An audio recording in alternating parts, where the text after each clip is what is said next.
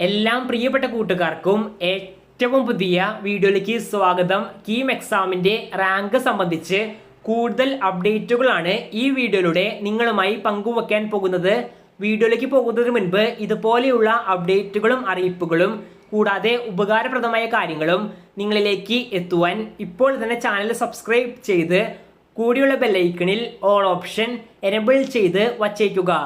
അപ്പോൾ നമുക്ക് നേരെ വീഡിയോയിലേക്ക് പോകാം. ഈ വർഷത്തെ കീം എക്സാം അവസാനിച്ചതിന് പിന്നാലെ നിരവധി അധികം കുട്ടികളാണ് അവരുടെ മാർക്കുകൾ ഏകദേശം കാൽക്കുലേറ്റ് ചെയ്തുകൊണ്ട് എത്ര റാങ്കുകളിലേക്ക് എത്തുവാൻ സാധിക്കുമെന്ന് ചോദിക്കുന്നത്.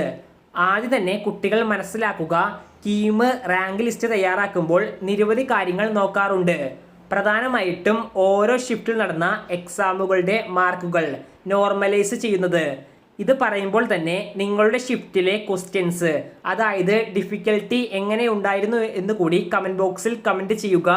ഇതുകൂടാതെ +2 മാർക്ക്, അതായത് സ്റ്റാൻഡേർഡൈസേഷൻ ചെയ്ത +2 മാർക്കും ചേർത്തുകൊണ്ടാണ് കീമിൻ്റെ ഔദ്യോഗികമായ റാങ്ക് ലിസ്റ്റ് തയ്യാറാക്കുക. ഇപ്പോൾ നിങ്ങൾക്ക് എക്സാമിൻ്റെ ആൻസർ കീ വച്ച് ഏകദേശം എത്ര മാർക്ക് കിട്ടും എന്നതും +2-ൽ മാത്സ്, കെമിസ്ട്രി, ഫിസിക്സിന് എത്ര മാർക്ക് കിട്ടും എന്ന് അറിയാമെങ്കിൽ ഇപ്പോൾ കോളേജ് ദോസ് എന്ന പ്ലാറ്റ്ഫോം അവരുടെ സ്വന്തം വെബ്സൈറ്റിലൂടെ കീം റാങ്ക് പ്രിഡിക്ഷൻ ചെയ്യുന്നുണ്ട്. നിങ്ങൾക്ക് അവിടെ നിങ്ങളുടെ കിട്ടുവാൻ സാധ്യതയുള്ള മാർക്കും +2 മാർക്കും കൊടുക്കുകയാണെങ്കിൽ റാങ്ക് നോക്കാവുന്നതാണ്. അതുകൊണ്ട് തന്നെ എല്ലാ കുട്ടികളും ഈ ഒരു ഓപ്പർച്യൂണിറ്റി പരമാവധി യൂസ് ചെയ്യുവാൻ ശ്രമിക്കുക.